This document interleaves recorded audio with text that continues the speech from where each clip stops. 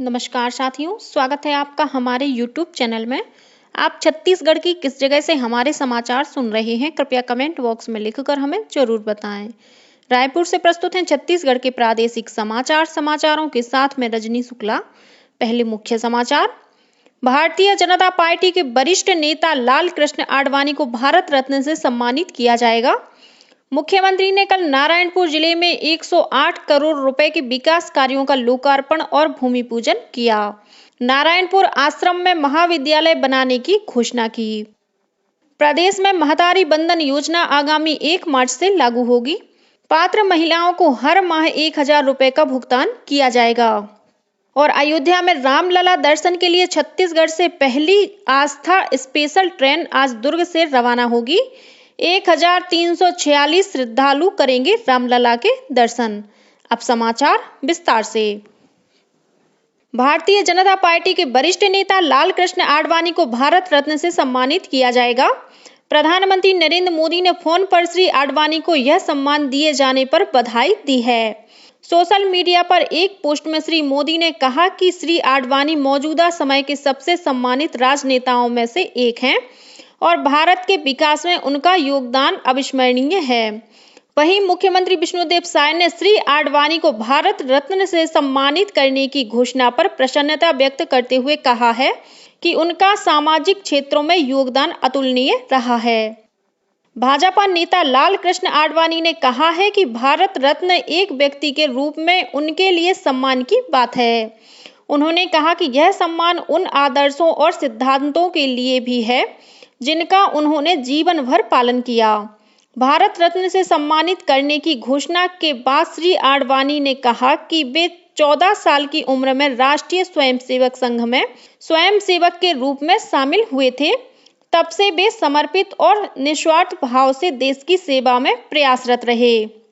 उन्होंने उन दो व्यक्तियों को याद किया जिनके साथ उन्हें निकटता से काम करने का सम्मान मिला था, पंडित दीनदयाल उपाध्याय और पूर्व प्रधानमंत्री अटल बिहारी वाजपेयी। श्री आडवाणी ने यह सम्मान देने के लिए राष्ट्रपति द्रौपदी मुर्मू और प्रधानमंत्री नरेंद्र मोदी को धन्यवाद दिया। केंद्र सरकार ने चावल की कीमतों को नियंत्रित करने के लिए व्यापारियों, थोक विक्रेताओं, खुदरा कारोबारियों, मिल मालिकों तथा चावल का भंडारण करने वाली संस्थाओं को अगले शुक्रवार से अपने स्टॉक की जानकारी देने का आदेश दिया है। खाद्य और सार्वजनिक वितरण सचिव संजीव चोपड़ा ने कल नई दिल्ली में कहा कि विभाग चावल की सभी किस्मों के भंडारों की निगरानी करेगा। इनमें टूटे चावल, बासमती और गैर बासमती चावल भी शामिल हैं। श्री चोपड़ा ने कहा कि सरकार अगले सप्ताह से 29 रुपए प्रति किलोग्राम की दर से भारत चावल उपलब्ध कराएगी। उन्होंने बताया कि इस चावल की खरीद नेफेड, केंद्रीय भंडार और राष्ट्रीय सहकारी उपभोक्ता समिति से की जा सकती है। मुख्यमंत्री विष्णुदेव साय ने कल नारायणपुर जिले में 108 करोड़ रुपए के अधिक के विकास कार्यों का लोकार्पण और भूमि पूजन किया। इसके दौरान श्री साय जिले के कुम्हारापारा में आयोजित किसान मेला में भी शामिल हुए। इस मौके पर उन्होंने रामकृष्ण मिशन द्वारा संचालित नारायणपुर आश्रम में महाविद्यालय बनाने की घोषणा की।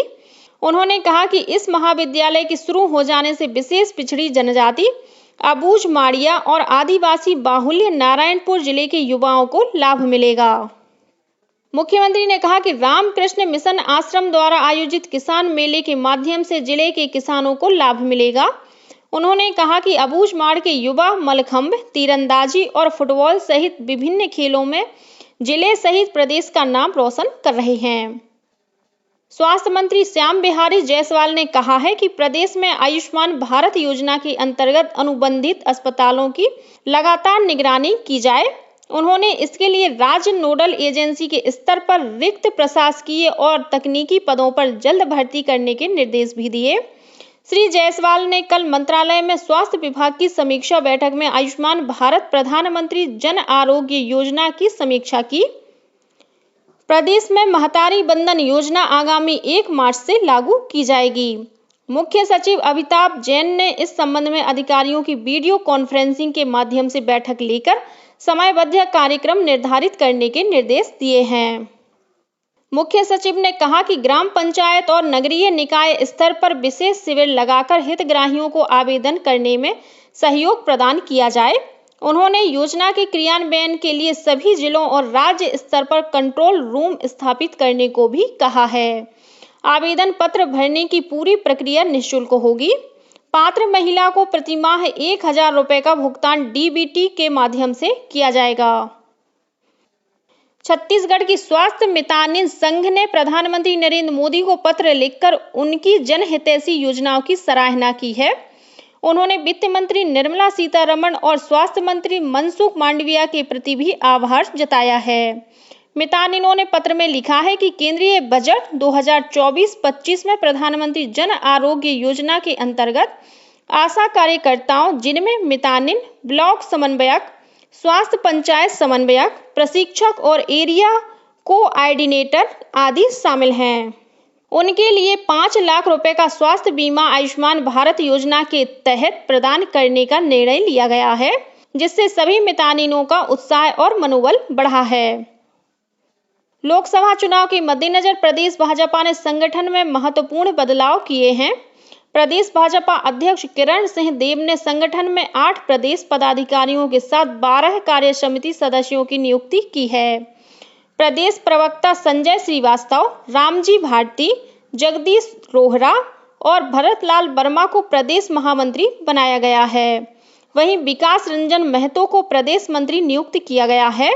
इसके अलावा राजा पांडेय को सरगुजा संभाग का प्रभारी, अनुराग सिंह देव को बिलासपुर संभाग और रजनीश कुमार सिंह को बस्तर संभाग का प्रभारी बनाया गया है। अयोध्या में रामलला दर्शन के लिए छत्तीसगढ़ से पहली आस्था स्पेशल ट्रेन आज सुबह 11 बजे दुर्ग से रवाना होगी। इस ट्रेन में छत्तीसगढ़ से करीब 1346 श्रद्धालुओं को पहली बार दर्शन के लिए अयोध्या ले जाया जाएगा। रायपुर रेल मंडल ने इसकी पूरी तैयारी कर ली है। वहीं दुर्ग से ही यह ट्रेन 7 और 14 फरवरी को भी रवाना होगी। नारायणपुर जिले में कल सुरक्षा बलों के साथ हुई मुठभेड़ में 2 माओवादी मारे गए हैं, जिनका शव बरामद कर लिया गया है। मिली जानकारी के अनुसार यह मुठभेड़ मोरबा थाना क्षेत्र में अबूझमाड़ के गोमा गाल के जंगल में हुई है। सुरक्षा बलों ने मौके से 12 बोर की एक बंदूक भी बरामद की है। उधर बीजापुर जिले में कल एक माओवादी ने सुरक्षा बलों के समक्ष आत्मसमर्पण कर दिया। पुलिस के मुताबिक आत्मसमर्पण करने वाला यह माओवादी गंगालूर एरिया कमेटी के अंतर्गत पुसनार आरपीसी भूमकाल मिलिशिया डिप्टी कमांडर है।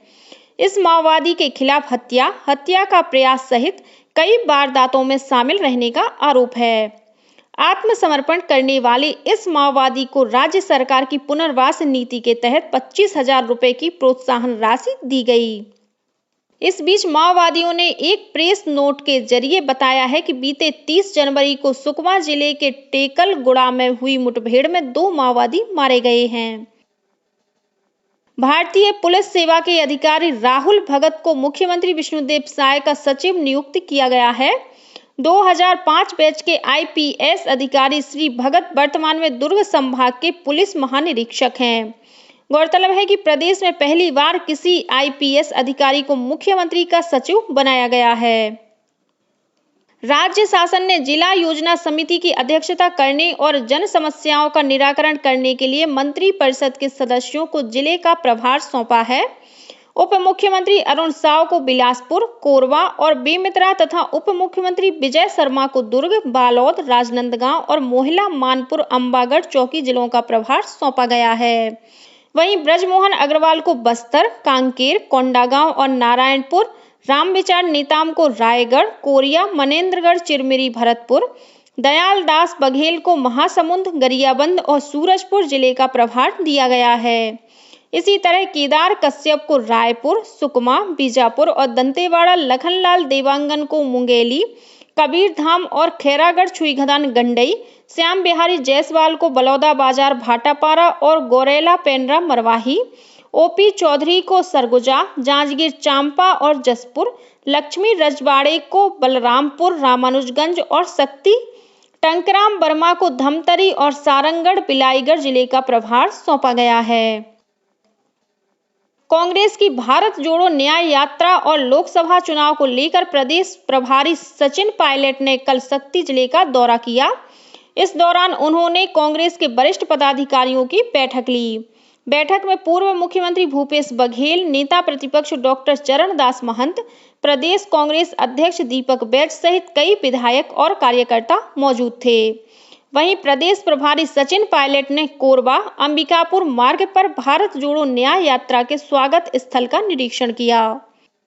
दक्षिण पूर्व रेलवे के चक्रधरपुर मंडल के अंतर्गत राउरकेला झारसुगुड़ा सेक्शन के बीच तीसरी लाइन का कार्य किया जाएगा। इसके कारण 7 फरवरी को 6 घंटे का पावर ब्लॉक लिया जाएगा। इसके मद्देनजर 7 फरवरी को टाटा नगर इतवारी एक्सप्रेस रद्द रहेगी।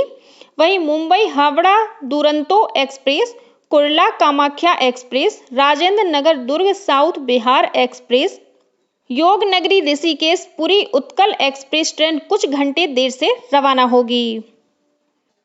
37वीं अखिल भारतीय डाक बैडमिंटन प्रतियोगिता 5 फरवरी से रायपुर में आयोजित की जाएगी। मुख्य पोस्ट मास्टर जनरल बीड़ा आर श्रीनिवास ने कल पत्रकारों से चर्चा करते हुए बताया कि 9 फरवरी तक चलने वाली इस स्पर्धा में छत्तीसगढ़ सहित 21 राज्यों के खिलाड़ी भाग लेंगे। प्रतियोगिता में 104 पुरुष और 52 महिला और 15 वेटरन खिलाड़ी शामिल होंगे।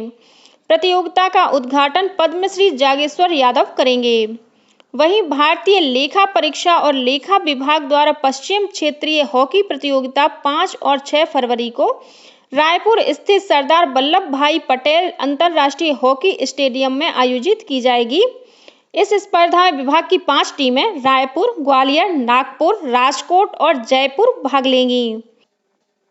आकाशवाणी का समाचार सेवा प्रभाग रायपुर सहित अपनी विभिन्न क्षेत्रीय समाचार इकाइयों में पूर्णकालिक अनुबंध के आधार पर संपादकीय कार्यकारी और समाचार वाचक सह अनुवादक के रूप में नियुक्त होने के लिए अनुभवी उम्मीदवारों से आवेदन आमंत्रित करता है। विवरण newsonair.gov.in वैकेंसीज पर उपलब्ध हैं। आवेदन जमा करने की अंतिम तिथि 8 फरवरी है। अनुबंध की अवधि 2 वर्ष होगी। आवेदक की आयु आवेदन जमा करने की अंतिम तिथि तक 58 वर्ष से अधिक नहीं होनी चाहिए। आवेदक के पास पत्रकारिता में स्नातकोत्तर उपाधि अथवा स्नातकोत्तर डिप्लोमा के साथ ही किसी समाचार संगठन में 3 वर्ष कार्य करने का अनुभव होना अनिवार्य है। और अब पेश है मौसम का हाल। प्रदेश में बंगाल की खाड़ी से नमी युक्त हवाओं के आने की संभावना बन रही है। इसके कारण 5, 6 और 7 फरवरी के बीच मौसम में बदलाव हो सकता है। मौसम विभाग के अनुसार प्रदेश के मध्य और उत्तर भाग के कुछ स्थानों पर वर्षा होने के आसार हैं। और अब कुछ अन्य खबरें संक्षेप में। भाजपा विधायक दल की बैठक आज दोपहर 3:30 बजे प्रदेश भाजपा कार्यालय कुशाभाऊ ठाकरे परिसर में होगी। बलौदाबाजार कलेक्टर ने धान के बदले निर्धारित समय सीमा में चावल जमा नहीं करने के मामले में कुसमी स्थित एक राइस मिल द्वारा बैंक गारंटी के रूप में जमा किए गए लगभग 3 करोड़ रुपए की राशि राजसात कर ली है। और खनिज और राजस्व विभाग की संयुक्त टीम ने बिलासपुर जिले के मस्तूरी स्थित 4 खदानों को सील कर दिया है। इसी के साथ छत्तीसगढ़ के समाचारों का ये बुलेटिन समाप्त हुआ। नमस्कार।